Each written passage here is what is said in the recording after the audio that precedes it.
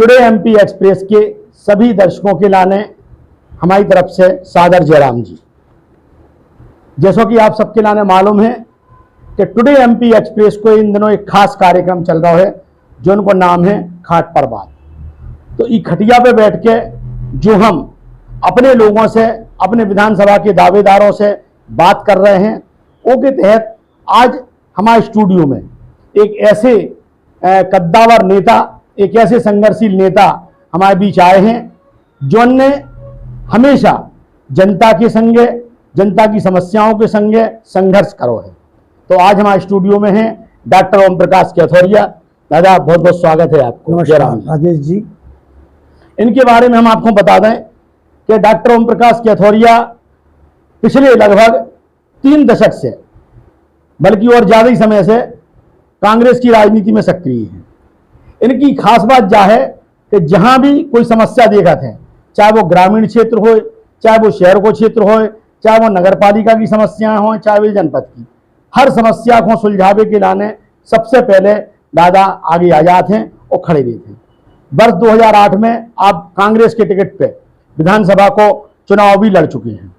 परिस्थितियों के चलते लगातार संघर्ष कर रहे हैं और इनके बारे में हम 2 लाइनें जरूर क्या वो चाहेंगे कि जहां भी जाते हैं रोशनी फैलाते हैं, जहां भी जाते हैं रोशनी फैलाते हैं, क्योंकि इन जैसे चिरागों का कोई अपना मकान नहीं होता। लगातार संघर्ष कर रहे हैं दादा।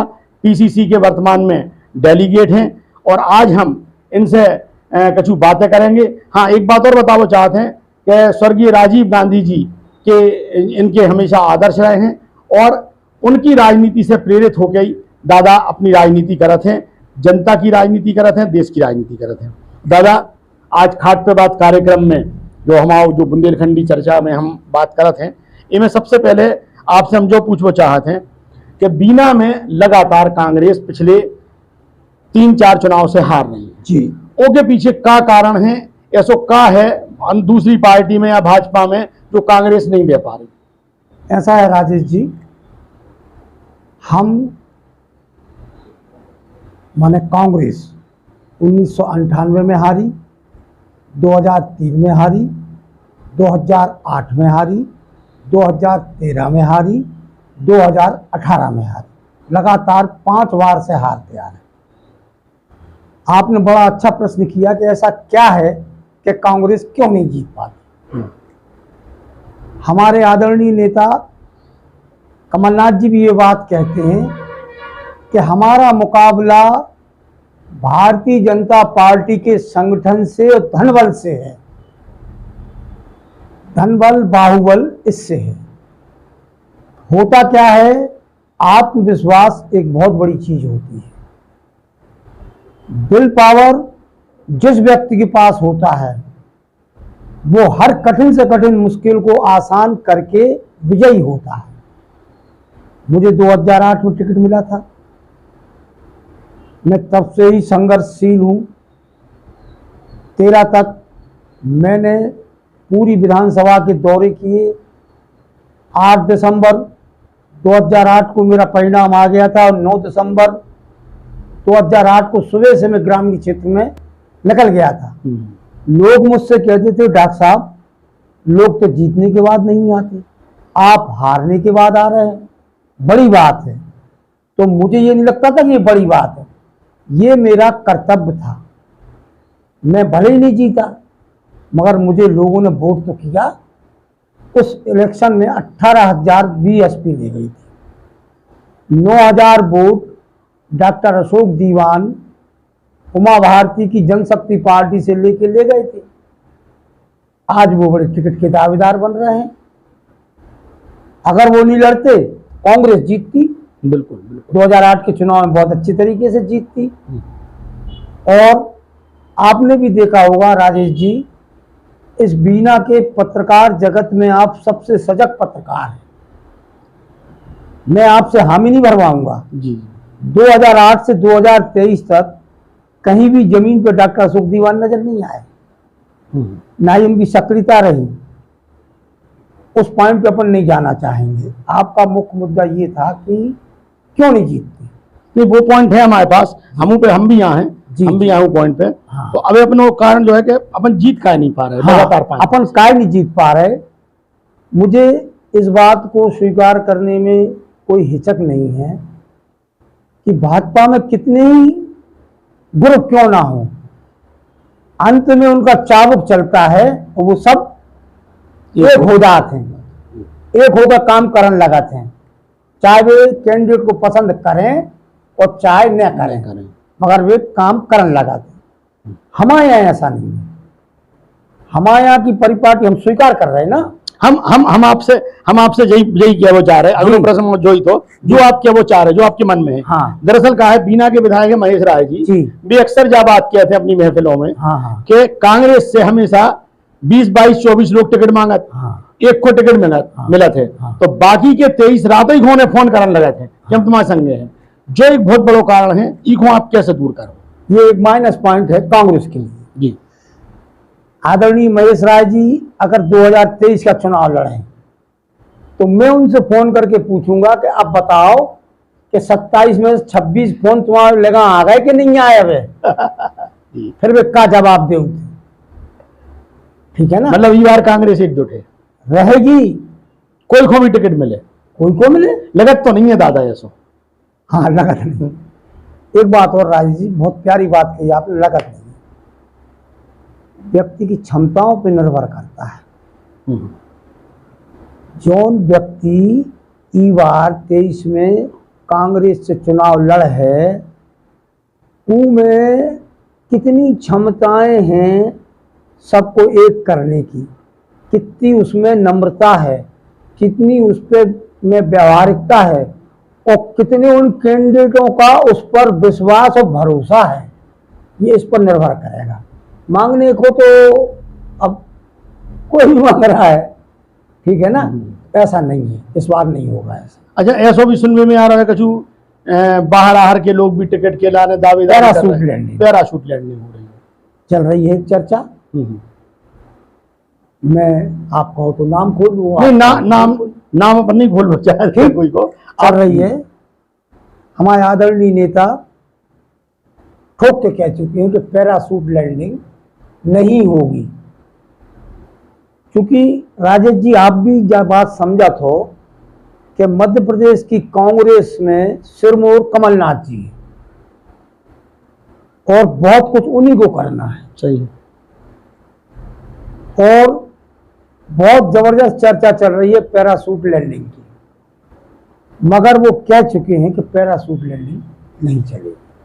अभी तक एक खबर आई थी अखबार में, आज ही हम पढ़ रहे थे कि स्क्रीनिंग कमेटी की जो 8-9 घंटा की बैठक भाई, उनमें आपके जो नेता हैं, वरिष्ठ नेता, जो मुख्यमंत्री के लाने लॉन्च भी करे गए हैं आदरणीय कमलनाथ जी, तो कमलनाथ जी में 2 घंटा बाद उठ के चले गए। ऐसा सुनी जा रही है कि नेताओं में आपस में टिकट को लेकर खींचतान चल रही है। कोई कह रहा है अहिरवार समाज को टिकट दो, कोई कह रहा है खटीक समाज को टिकट दो। तो ये सब चीजें ऊपरी स्तर पर चल रही है, तो इस स्थानीय स्तर पर काहे न चले? ऐसा है, पहले तो हम आपके ई प्रश्न को उत्तर दे दें कि कमलनाथ जी 2 घंटा रहे और चले गए।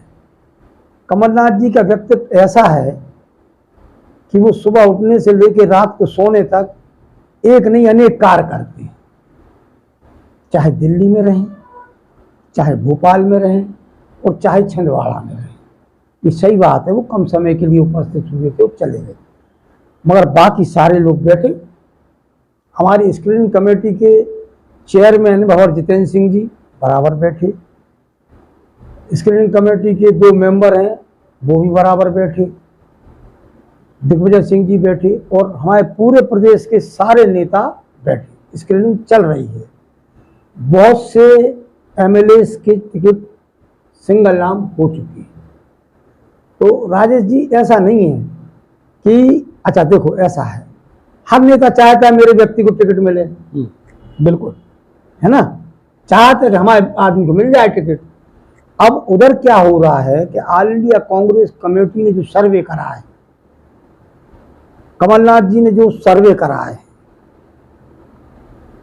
ब्लॉक अध्यक्षों ने जो नाम दिए हैं, जिला अध्यक्षों ने जो नाम दिए हैं, प्रभारियों ने जो नाम दिए हैं, सह प्रभारियों ने जो नाम दिए हैं, मैं आज आपसे बात कर रहा हूं, आज भी सर्वे चल रहा है। आप करेंगे भरोसा क्या? नहीं, सर्वे तो खत्म हो चुकी है, ऐसी हमें जानकारी। मगर चल रहा है। अच्छा, हमारे यहाँ जन आक्रोश यात्रा 29 तारीख को आई। हमारे इंचार्ज एआईसीसी सेक्रेटरी आदरणीय सीपी मित्तल जी थे। उन्हें पूरी की पूरी 19 से लेके 19 तारीख को स्टार्ट हुई जन आक्रोश यात्रा और 2 तारीख को समाप्त। उन्हें सभी विधानसभाओं की रिपोर्ट देनी है कि किसने जन आक्रोश यात्रा में क्या किया। हमें बीना की भी रिपोर्ट उन्होंने दी है। परसों तक यात्रा में थे, कल वो स्क्रीनिंग में थे। और मतलब कांग्रेस इस बार पूरी कोशिश में है सजगता कि सजगता के साथ के सत्ता में आए। सूक्ष्मता से और सजगता से अपना काम कर रही है कांग्रेस। अच्छा, एक बात बताओ दादा, ऐसा अक्सर कही जात है बीना की राजनीति में, बीना के हलकों में हम सुनाते हैं कि जो आपकी समाज है, मतलब अपन खटिया बोले खटीक समाज के लोगों को कहते हैं कि शहर में जनता पसंद नहीं करत या उन्हें मतलब ई टाइप से बातें होते हैं। तो इनमें आपको क्या वो है, क्या ऐसा है वाकई? अब सुनो आप, डॉक्टर ओम प्रकाश कतूरिया 8 में लड़े, उनकी जाति खटीक, बहुत कम वोटों से हारी। 2013 में निर्मला सप्रे लड़ी, उनकी जाति खटीक, बहुत अधिक वोटों से हारी। अब मैं आपसे ही पूछना चाहता हूं कि 2018 में शशि खेतौरिया चुनाव लड़ी थी, कितनी वोटों से हारी थी? हमें नहीं जानकारी, आप बताओ। तुम्हें जानकारी? मैं जानकारी नहीं है, बताओ। होती तो हम बता देते। हाँ हाँ बताओ। जो तो उल्टो सबसे इंटेलिजेंट पत्रकार हो बीना के। नहीं, अबे आगे की थोड़ी सी कमी है हमारे पास। 450 वोटों से हारी। अच्छा, जा 2018 वाली। हाँ, कितने से हारी? 621 वोटों से। ठीक, 600 के आधे 300 और 21 के आधे 11 दूनी 22 कर दो, 311 मिल जाती तो कांग्रेस जीत जाती। बिल्कुल जीत जाती। बिल्कुल। कैसे नहीं जीत सकता है खटी? आपसे ही मैं प्रश्न कर रहा हूं। आप नहीं कह रहे खटी नहीं जीतती, लोग कह रहे हैं, जनता भी नहीं कह रही। जहां बात जनता भी नहीं कह रही, कुछ चुनिंदा लोग के साथ खटी नहीं जीत सकत, ठीक कह रहे हैं। क्यों कह रहे हैं? सरकार पॉकेट एमएलए चाहिए। क्यों चाहिए पॉकेट एमएलए?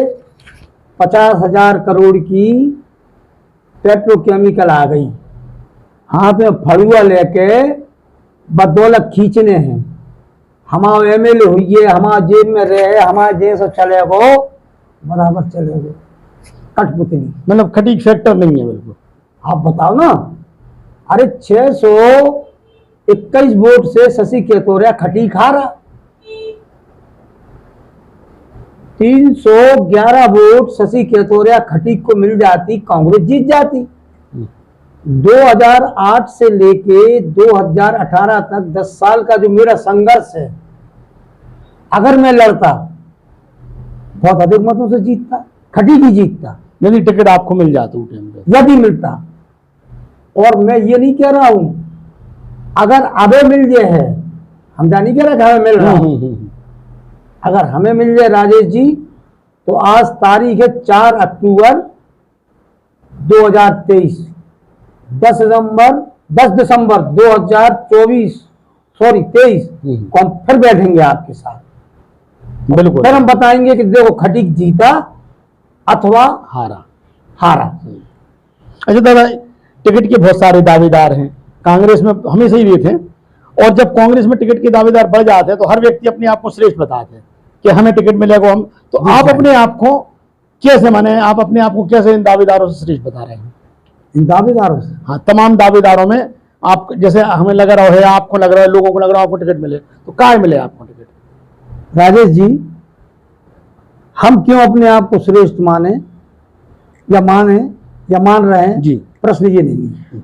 प्रश्न ये है कि पार्टी सारे दावेदारों में श्रेष्ठ किसको मानेगी, उसी को टिकट होगा। बिल्कुल बिल्कुल स्वाभाविक सी बात है कि जोन को पार्टी श्रेष्ठ माने उनको टिकट हुई है, और उस श्रेणी में आपकी शुभकामनाओं से हम हैं।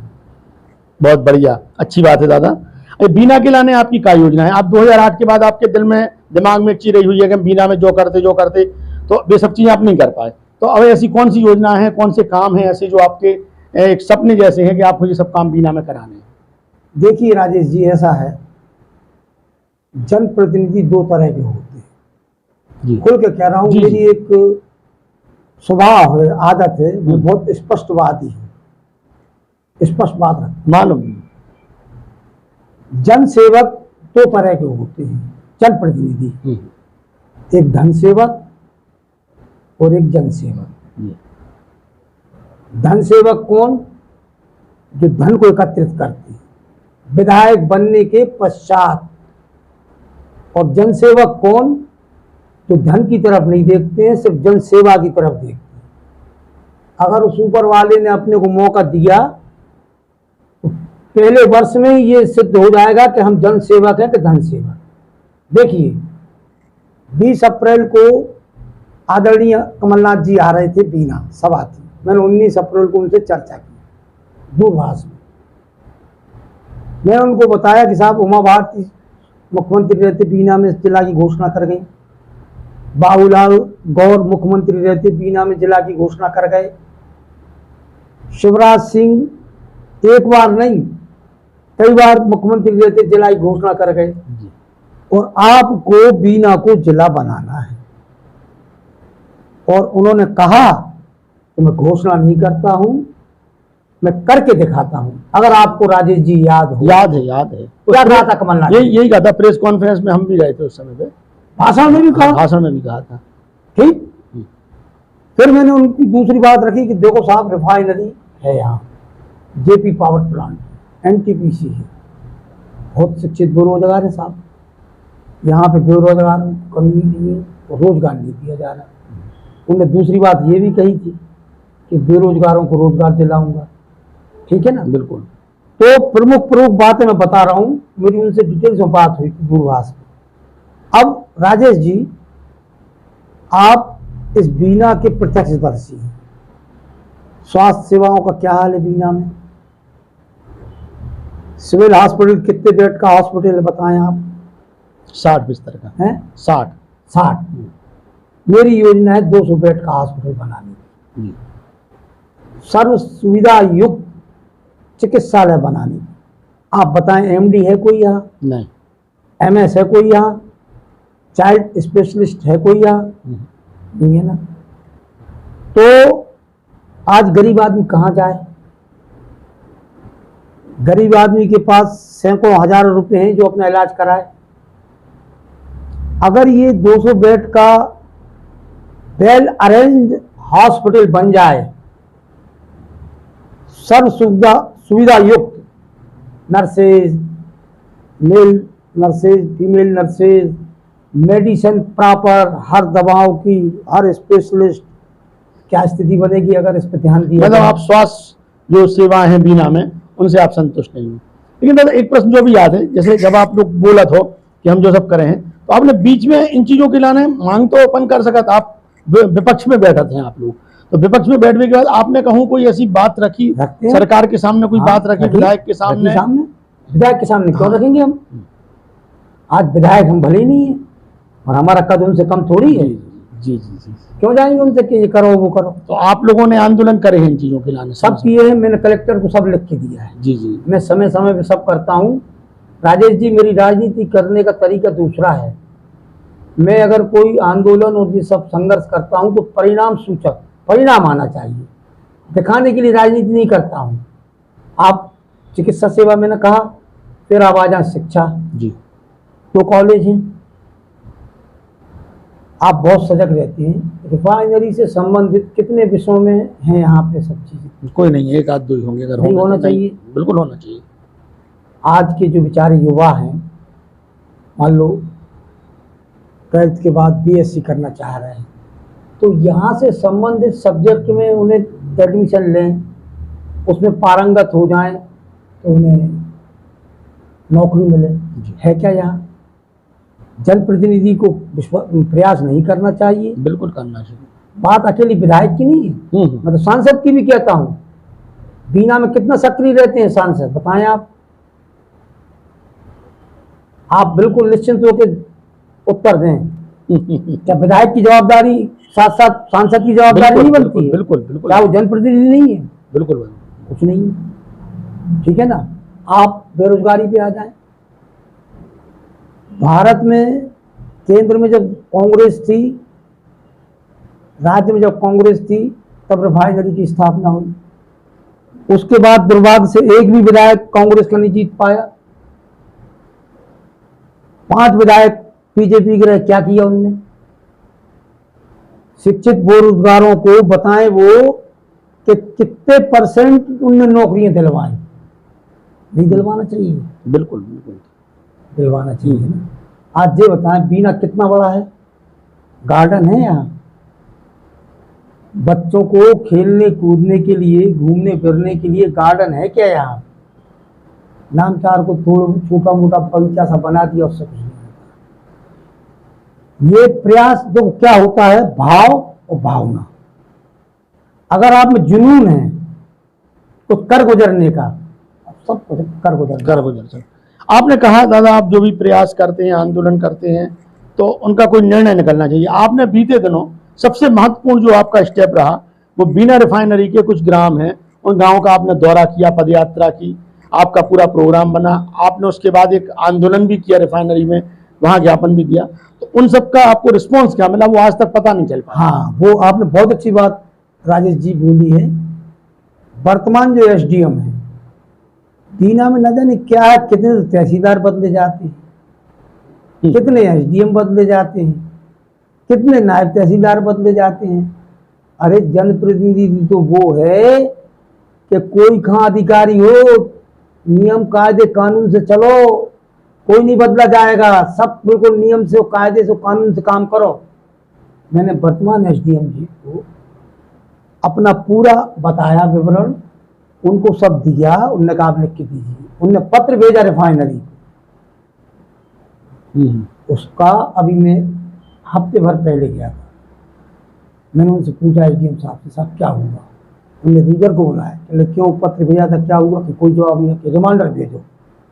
मुझे ये SDM ठीक लगे, यंग है, बढ़िया है। तो रिफाइनरी का तो मैंने विधायक के मुंह से सुनते ये सुना है कि साहब वो कलेक्टर की नहीं सुनते। मेरे आंदोलन के बाद आगा साउथ गेट बंद था, मेरी गाड़ी इस तरफ थी, महेश की गाड़ी उस तरफ थी। मुझे नहीं मालूम को महेश है उधर, मैं टहलते हुए निकल गया। तो वो बोलने लगा भैया कहाँ, में नहीं जा रहे हैं आप। तो रिफाइनरी बात चली, मेरा आंदोलन हो चुका था। चले भैया वो किसी की नहीं सुनते, कलेक्टर की नहीं सुनते। जनप्रतिनिधि में बुंदेलखंडी में कहना चाहिए तड़ होने चाहिए। क्या होने चाहिए? तड़। कैसी तड़? अब सुनो, तड़ की भी परिभाषा सुनो। जनता के सामने हाथ जोड़ो, पैर पड़ो, जनता हो गई भगवान। ठीक। कर्मचारी, अधिकारी, जनता की सेवक, सही काम करो। जनता के काम के लिए एक बार आपको बोल दिया गया, वो काम हो जाना चाहिए। नहीं तो कैसे करोगे कि हमें मालूम। विधायक जी ने भी जैसे कुछ करो है, बीच में एक इंजीनियर को गाली भी दी थी, 1-2 जनों के संग, मैंने करत तो रहे थे। गाली देने से राजेश जी नहीं होता कुछ। क्या है, आपको समय का इंतजार कीजिए जी। महावीर स्वामी जी, आपके साईं बाबा जी, सारी ईश्वरीय शक्तियों की एक बहुत जबरदस्त संरचना चल रही है इस बीना के लिए। बहुत बढ़िया, बहुत जबरदस्त। और जब हम 10 दिसंबर को आपके साथ बैठेंगे तो आप समझ जाओगे कि वो संरचना क्या थी। आप जो और बताओ, रिफाइनरी की यात्रा के दौरान आप लोग कौन कौन सी समस्याएं लोगों ने बताई थी? हाँ देखो क्या है, एक्चुअली राजेश जी, एग्रीमेंट में रिफाइनरी की ये बात है कि उनके पर डे का जो प्रॉफिट है उसका 2% प्रथम तो आसपास के क्षेत्रों में और द्वितीय पूरे अपने क्षेत्र में खर्च होना चाहिए। श्रीमन ने किया, स्वास्थ्य पे, शिक्षा पे, स्वच्छता पे, हर चीज पे, फिर बंद कर दिया। आज BRL हॉस्पिटल नाम की हॉस्पिटल है, आप गांव में चले जाएं किसी दिन, कचरों ढेर पड़े हैं, नालियों के अंबार पड़े हैं। पेयजल की व्यवस्था करना है तो कहीं पाइपलाइन डाल दी है, कहीं टंकी नहीं है, कहीं टंकी है तो उसको स्टार्ट लीजिए। ये सब मैंने अपनी आंखों से देखा है और मैं धन्यवाद दूंगा उस पूरी क्षेत्र की जनता मेरे साथ हम कदम रही। बिल्कुल देखा था हमने। और रिफाइनरी ने प्रशासन से मिलकर मालूम क्या किया था, 4 किलोमीटर दूर रोक दिया। मैंने कहा 1 किलोमीटर प्रतिबंधित क्षेत्र है, हटाओ सब बैरिकेड, वहीं रहेंगे। कई घंटे धरना प्रदर्शन आंदोलन किया, हुआ था बहुत बड़ा। तो हम तो ये भी कह रहे हैं, अगर मान लीजिए भविष्य में ईश्वर ने हमें जनप्रतिनिधि बना दिया और कमलनाथ जी भी मुख्यमंत्री बन गए और नहीं सुनी गई ना, तो धरना प्रदर्शन और आंदोलन और खम्मा ठोक काम करेंगे हम। बिल्कुल बिल्कुल, आपसे यही उम्मीद करी जा सकत है। हम आपसे अगला प्रश्न जो है कि यदि आपके लाने टिकट मिल जाते जी जी, तो चुनाव जो है ना वो भाजपा में ऐसा लग रहा है कि खलबली मची है कि कांग्रेस की सरकार बन रही है, तो वे अपना प्रशासन भी उतार हैं, शासन भी उतार हैं। सही। तो ऐसी कंडीशन में आपकी रणनीति क्या होनी चाहिए? ऐसा राजेश जी, धन बल, संगठन बल, इन सब से आपका प्रश्न ये है कि अगर हम लड़े जी जी, आपकी रणनीति तो हमारी रणनीति क्या रहेगी? आज आप ये समझ लो कि अगर हमें टिकट मिला तो चुनाव हम नहीं लड़ेंगे। इस बीना विधानसभा क्षेत्र का चुनाव बीना की जनता स्वयं लड़ेगी और आप इसके साक्षी रहेंगे। और हम और आप नहीं मिल पाए तो आप हमें फोन से कह देना कि हाँ दादा आपने सही बात कही। जैसे कण कण में भगवान होते हैं ना, उनकी बहुत जबरदस्त संरचना चल रही है। बहुत हो गया इस बीना में अति। अब तो इधर एक सेवक चाहिए, जन सेवक, जो जन सेवा कर सके। बहुत सी चीजें हैं इस बीना में करने की। शिक्षित बेरोजगार कितने हैं? क्यों नहीं देगी रिफाइनरी नौकरी? दिलाने वाला चाहिए। क्यों नहीं देगी जेपी पावर प्लांट नौकरी? दिलाने वाला चाहिए। क्यों नहीं देगी एनटीपीसी नौकरी? दिलाने वाला चाहिए। क्या दर्द नहीं है दिल में? नौजवानों के लिए जब आप दर्द ही नहीं है, कोई जज्बा ही नहीं है, कोई भाव ही नहीं है, क्या होता है? राजनीति दो तरह से होती है। एक राजनीति दिखावे की तरह होती है, एक राजनीति होती है सेवा का माध्यम, सेवा करने। अब बीना में कौन सी राजनीति चल रही है? आपने ये पहले कही थी कि एक जनसेवक होते हैं, एक धनसेवक होते हैं। फिर आपने कही एक राजनीति दिखावे की होती है और एक दिल आत्मा की होती है अंदर से। तो अब जो बीना में राजनीति चल रही है भाजपा की, दिखावे की? कौन सी राजनीति? दिखावे की। हम विधायक, अरे तुम विधायक हो, जनसेवा कितनी करी जा बताओ खोल के। अगर और हम लड़े हम जब पूछेंगे कि बताओ क्या करो तुमने। 3 ब्रिज बने बीना में और ब्रिजों के एफओबी किन हालातों में है? अब आप बताओ। अच्छा, तो अब आपसे पूछ रहे हैं। आपने तो कही 3 ब्रिज बने, बन तो गए हैं, कम से बन गए का नहीं बने। ये एक को उद्घाटन होगा। इतने वर्षों में ऐसा होता है, वर्षों में बनते हैं। ये जनप्रतिनिधि की ताकत है, पावर है। भाई जनप्रतिनिधि को आप ये बताओ, जो ब्रिज चालू हुआ जितनी समय अवधि थी उसकी, उस समय बना क्या वो? नहीं। ये जो ब्रिज बन रहा है इसकी जो समय अवधि हो बन गया क्या? आप 3 ब्रिज की कह रहे हैं ना, तीसरे ब्रिज की आप खुद ही बताओ, वो भी चालू हो गया। नहीं,